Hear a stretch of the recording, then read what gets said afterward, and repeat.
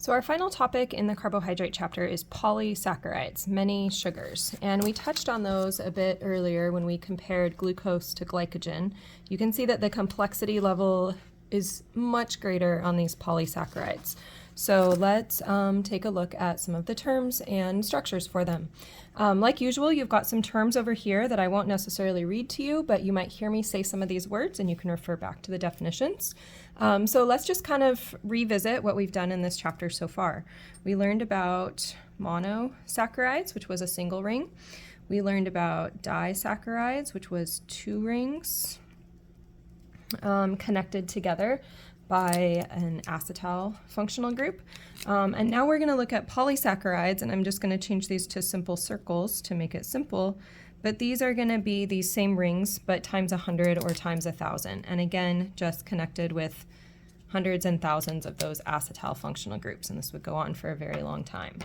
So a couple of terms that we use to describe our polysaccharides. The first one would be straight chain, and that would be like what I just drew here, so where they're just connected in a line. And that would be, for example, like amylose down here.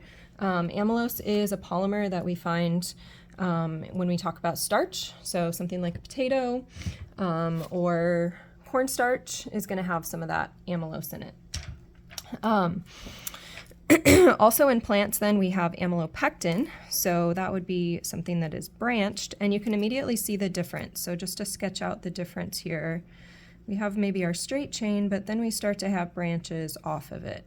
And so our structure becomes a bit more complex. And again, we would have those same acetal groups linking all of those sugars together, and these would continue for quite some time. So those are a couple of things, couple of different types of our polysaccharides. You can go through each of these and label them as straight chain or branch. So we already did the amylose was straight and the amylopectin was branched, but you can also label cellulose and glycogen as, do they look like they are straight or do they look like they are branched, okay? Also, other kind of big picture things with our polysaccharides, these are going to be good for storing sugar. So when plants store sugar, they store it as starch, and we say, oh, that sounds delicious. Let's, for example, eat some rice that has starch in it, or let's eat some pasta that has starch in it. So we see food where they're actually just storing their starch, or storing their sugar. Polysaccharides for us are a source of sugar or a source of energy, and that would be energy that's provided when we hydrolyze these polysaccharides. So if we hydrolyze them, we get energy. And then finally in plants, I've only got kind of a couple little plant things here, but I've got a plant leaf, and we know that plant leaves are kind of hard to tear, and there's little fibers and strings inside of there. Or on an apple, we know that we've got a skin that's very firm and hard and a stem, and so in those, that would be structural examples of polysaccharides, where they're not made to just be mushy and good for storage, but instead to provide some structure. An example of that would be cellulose, and that's what we see over here. As a bonus, we've got some little sketches of glucose entering into the cell. So here is our glucose, and it's moving across a cell membrane into the cell, just like we've seen, and we will see again that food moving into the cell.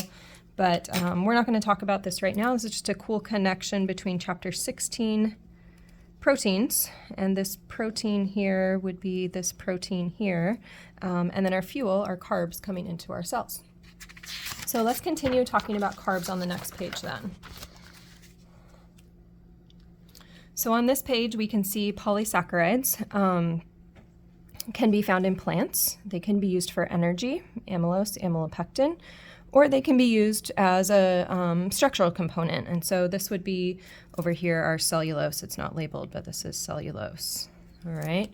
In parallel, we can see in animals, we're going to not have structure from our carbohydrates or from our polysaccharides, but we will use them for energy. And so this is glycogen shown two ways.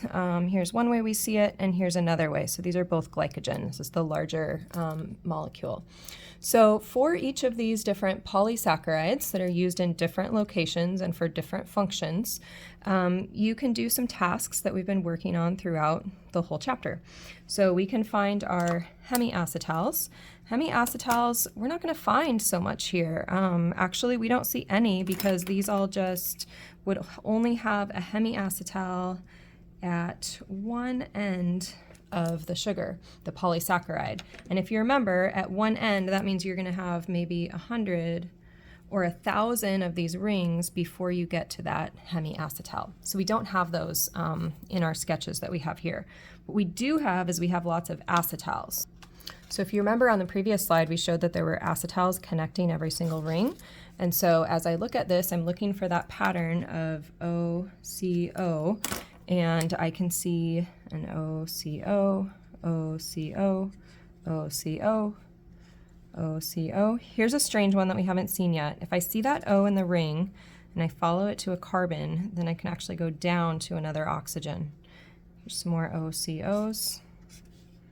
All right, so I've got a lot of acetals present. And then I can take and label those glycosidic bonds just like we did in the disaccharides. So let's take a look at our amylopectin because it looks a bit more complicated, okay? So let's take a look first at this type of linkage here. So I'm gonna zoom a bit in. I have an O and a carbon and an O, okay? So if you remember with the numbers, there's actually tiny little numbers on here, but my anomeric carbon gets a 1, 2, 3, 4, 5, 6. And then over here, again, my anomeric carbon gets a 1, 2, 3, 4, 5, 6. You can see a bit, I've kind of highlighted over it now, there's this weird like drop down. Treat that just the same as if it was like in our disaccharides. So when I angle down, if you remember, angling down at that glycosidic linkage tells me that it's an alpha. And then I go from carbon 1, the anomeric number always comes first, and I go to carbon 4 in the other ring. So I've got an alpha 1 to 4 is what I'm looking at right here, okay? Now, let's take a look at this linkage because just visually it looks different, right? So I find, first of all, that anomeric carbon that goes into the glycosidic bond, okay? And I look at that anomeric carbon, number 1 here, and I say, is it pointing down? Is it pointing up? It's pointing down. So that tells me this is also going to be an alpha linkage, okay?